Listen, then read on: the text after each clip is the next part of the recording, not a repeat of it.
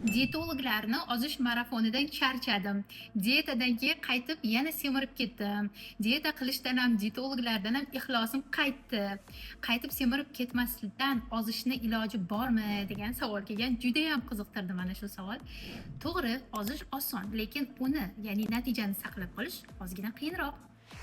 Agar dietadan keyin vazningizni saqlab qolishni xohlasangiz, men sizga 5-2 metodini o'rgataman. Bu usul haqiqatda sizga zo'r ishlab beradi. Haftada 7 kun bo'lsa, 5 kun ixtiyoriy, xohlagancha o'zingiz yaxshi ko'rgan narsalarni yeysiz, lekin 2 kun davomida kaloriyani cheklaymiz. Ya'ni bir kunda siz 500-600 kilokaloriyali narsalarni iste'mol qilasiz. Bu degani, bir kunda siz 3 mahal, 3 kun detoks yoki kefir ichishingiz mumkin yoki ochliklar kuni qilishingiz mumkin. Bu usul haqidagi to'liq ma'lumotni olishni xohlasangiz, hoziroq izohlarga kanal so'zini yozib qoldiring va bu kanalimda men sizga 5-2 metodini to'liq qilib yoritib beraman.